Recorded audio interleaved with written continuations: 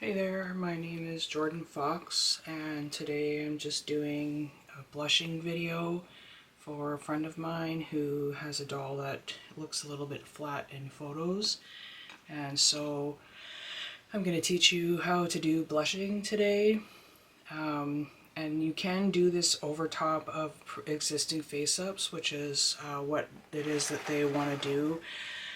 The only difference is that when you use MSC over top, you'll find that any gloss that has been used will just turn matte again. So you'll have to take off eyelashes, of course, and then once that gloss has been matte down again, you just re-gloss again afterward. And so I've actually given a little bit of blush already to this one. You won't be able to tell at all because the blushing that I gave it was basically the same color. I used some of that and some of this one just to darken in the creases. And so I'm going to show you how to follow a blushing style that I was taught by Jade Garden BJD, who does all my serious face-ups. I'm not a professional by any stretch of the imagination. I get her to do a lot of my face-ups for me because if it's a doll that I just don't think I'll be able to do, like my ring doll Joker, he's got a very set expression, then that's what I end up doing, is getting her to do it. So today I'm working on a Miggy doll Sleeping Miho. I've got a body showing up for him tomorrow, so I wanted to get him painted. And then I've also got a ring doll Chen Yan, and I'm painting this for my friend Doll Philosopher. So this guy is white skin and this guy is normal skin, and the normal skin ones do tend to suit Volk's normal skin as well, and then this guy's just got his own body as an RGM7. So let's start with this guy first, just because he's normal skin. So I always give myself a little bit of extra powder on top by scraping very gently. Just to get a little bit of loose powder there. And so these are Rembrandts. You want to stay away from oil pastels. But this is the brand that I use. And this was actually a gift from my face-up artist, Jade Garden BJD, because she has lots of amazing art supplies, and I'm just lucky enough to get some from her. So the brushes that I use, I have a variety that I buy. As you can see, I've got a lot of different kinds of brushes here. Most of these are from the dollar store. And if I use like different colors for fantasy face-ups, then I just kind of stick with the brush color there instead of cleaning my brushes all the time. And then these are just makeup brushes that I got from the dollar store as well. Sometimes the little fibers come off them, but you can just wipe that off, so it's no big deal. Doesn't really matter which one you use. I like this flat one quite a bit if you're going to be putting a lot of powder in, because then you can just dab it in there. You get quite a bit of the powder in there, and then you just work it into the corners. And it doesn't matter if you use a lot to start with, because I mean it's powder, so like it's not going to be overly intense unless you're using like black or brown or something like that. Some people do use browns and other colors to do that, so you want to get into the eye well. And since he's got a sleeping face, I try and get some powder into the eye lid there.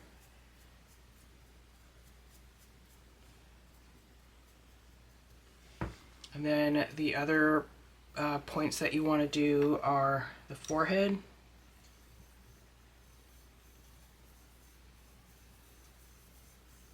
Now you won't see much of this until you start getting into like several layers, and at first it's going to look grainy, but the more layers that you give it, the better it's going to look as far as the graininess is concerned. Go up the side of the temple.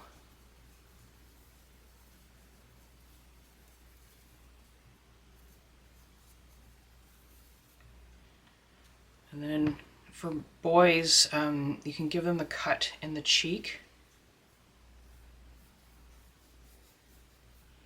And for girls, you want to go more along the cheek line here. And then I use some powder and go behind the jaw where it goes up behind the ear to make that more pronounced. Because the point is to get things to show up a little bit better on camera. And then the other point you want is the chin. Now some face-up artists, not everybody, they do blue as well to give it a more human look. So of course it just depends on what you're doing, but a lot of times when they do the blue, they do a little bit in here on the outside of the eyes and then also here. And that tends to give it a little bit more of a human look.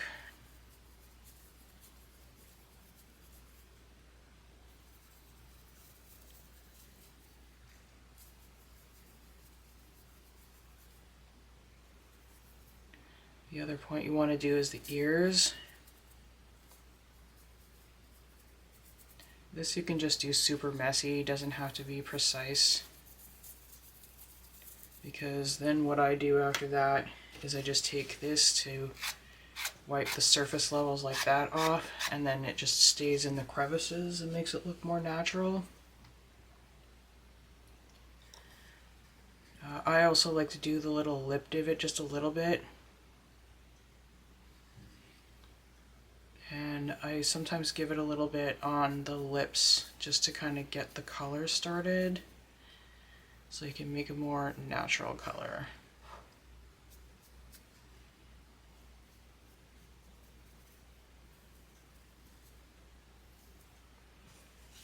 You can also take a smaller brush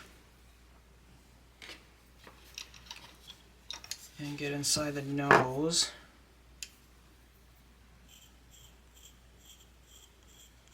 You can tell I do a lot of blushing with this color for normal skin because I'm running out compared to the other colors.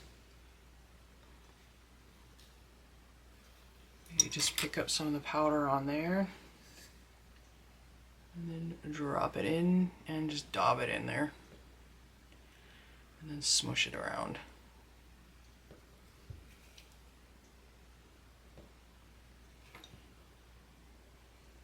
Some people go in just with like a pinker color to do that, but I like to build it up in layers so that way like it's smooth because you have more layers technically.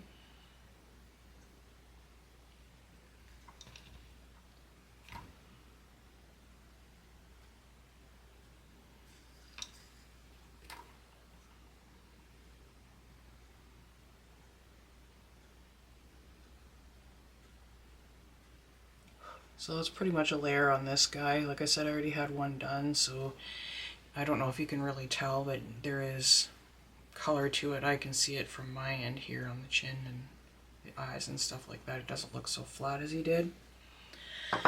So with white skin, it's different colors obviously that you want to use. You want to be lighter in the colors.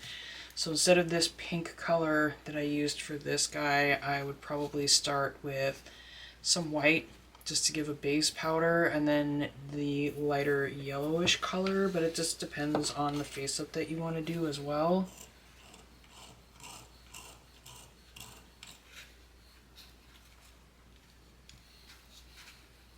Like if you're going to do a zombie or something like that, I would probably go with like blues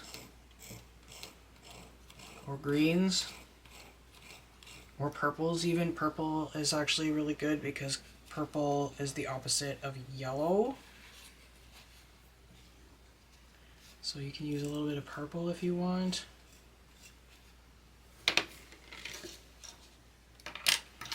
So I'll just use a different brush. And again, we're just going to give him a base powder so that he's got something to stick to him. And then you just go in with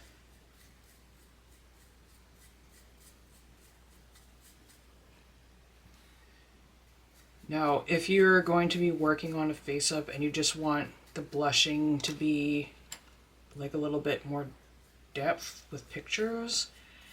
Obviously you're not going to do the eyes because you'll have like eye makeup and stuff on it and that'll make it dull. So what you're going to do for that is just cutting in the cheeks to give it a little bit of depth that way. Cutting in the forehead.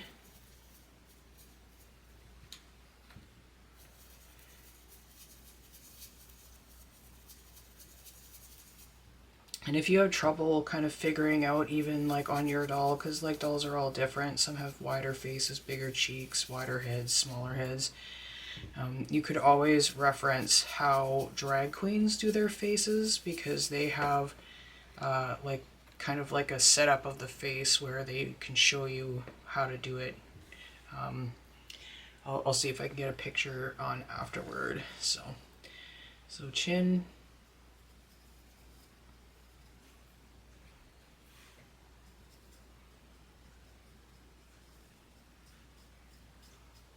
Now normally when I do face-ups, I do like the lining and stuff first before I do any of this kind of stuff. Just because like I like to have a lot of space for like lashes to screw it up. And I use gouache paint watered down so that it's like a cream consistency, because then you can more easily take it off. I do have a lash tutorial on my YouTube as well that you can use.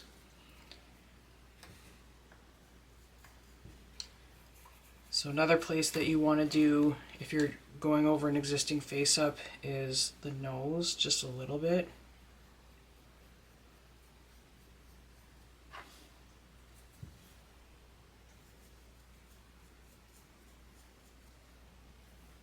And again, with this color, you're not really going to see it until you do a few layers.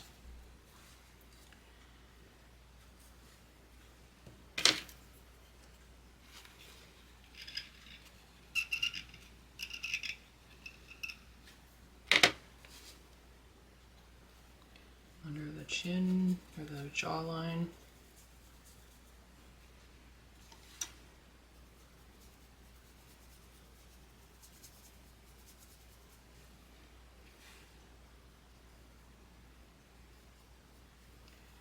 Some people use brown if they want to see a little bit more, You can mix colors as well. Don't forget the ears and the divots.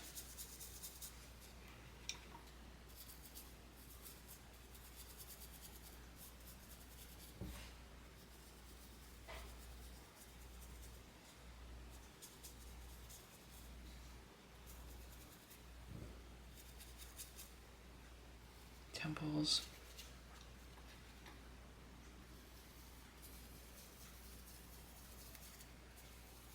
So even on white skin, people use pinks, but this character is going to be more like, I believe he said that he wanted him to be more like a Lich King.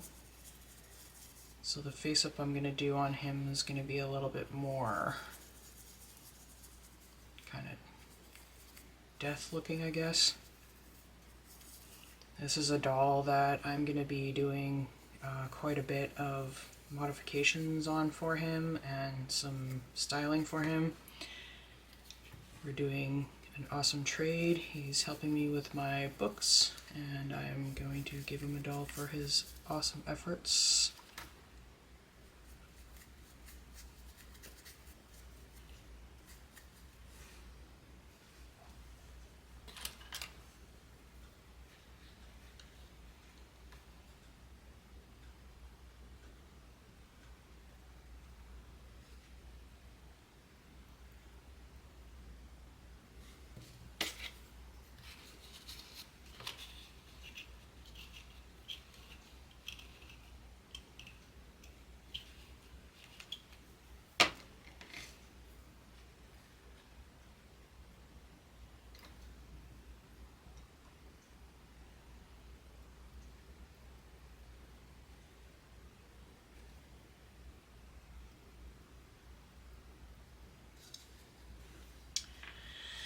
Okay, so you can't really see it yet, I'm sure, because the lights are really bright. But I'm pretty happy with the colors here. And so I'm just gonna go do a layer of MSC and then I will be right back. So I've given my heads a layer of MSC and let it dry for a few minutes. And I'm going to just start with this guy, giving him another layer of blushing. And I'm going to go now with a darker color on him.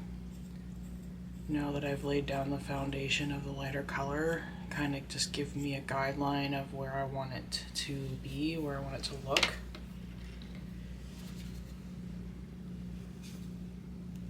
So again, we're just going to dot it in there. It doesn't matter if you use too much because you can always take it off with a melamine sponge. So we want to do the forehead. So basically you want it to be so that like the highlights of where it sticks out the most will have no color. And this is a good way to give yourself a line for brows.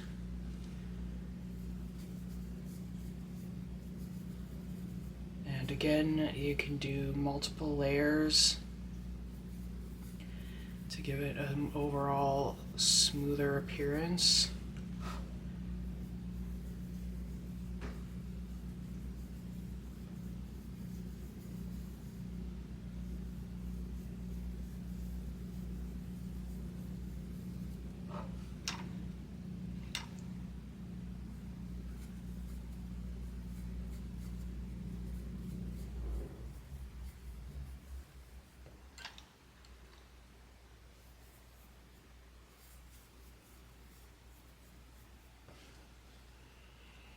And so you want like the cheek to be highlighted, because usually when you see shadows on people, this is the point here. So it's almost like a W. And this is where you're going to do the blushing. If you're just adding blushing too, I would just go around this area here and then blend. And just make it kind of rounded. And then we're going to go under that jaw.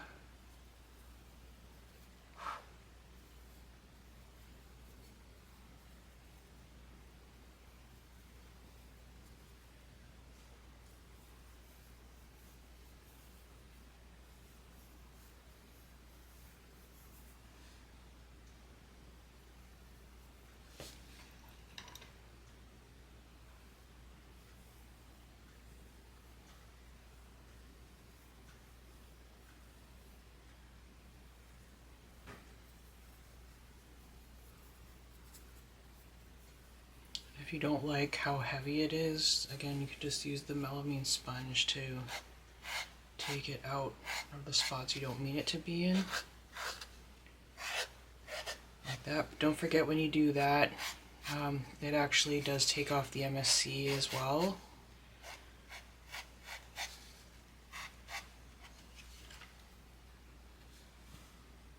Chin.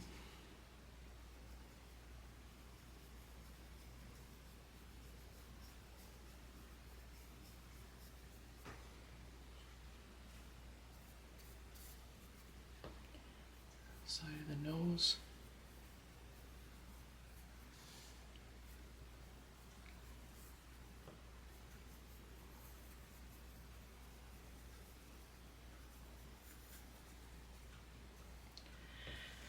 And so I don't know if you can see the difference. I can see the highlights, the lows.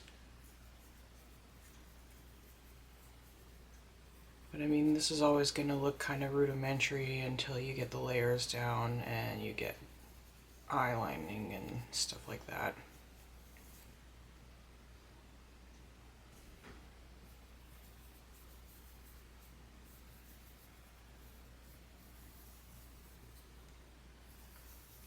over the temple.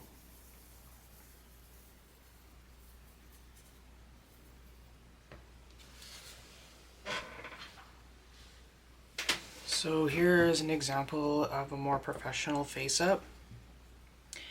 You can see they've done the forehead, the cheek, eye area, around the jawline and behind the chin. And this one actually has blue under the eye and over the chin here, and a little bit on the sides, just like I'd said earlier. You can have blue up here in this area as well. Now you don't want the blue to be too stark. You just want it to be like enough to kind of give us that human look, because like our skin isn't smooth and perfect like a doll's would be. And so this is a finished face up, so you can see where they've done blue versus the pink. This one's blushed not too heavily in person. I don't know how much you can pick that up on the camera, but you can see probably that I've given it the same kind of spots before I go in with blue. And I may or may not use the blue just based on the color. So this is a Ringdoll Sun Sea for reference. Yeah, so that's it for blushing. Really easy. And then once you've done the blushing, you can do the lining and everything else. Brows, just remember that they should be sisters, not twins, otherwise it looks uncanny. So a little bit of difference is always nice. Although I guess these ones are pretty close to the same, but you can see one's a little bit different than the other.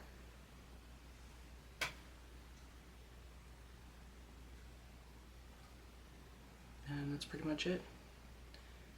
Lashes are pretty easy, and again I have another tutorial with just lashes and how to use them, the paint I use, how I erase, and tips and tricks for that. So I just want to say thank you for joining me for my blushing tutorial. I appreciate you being here with me again. And there we go.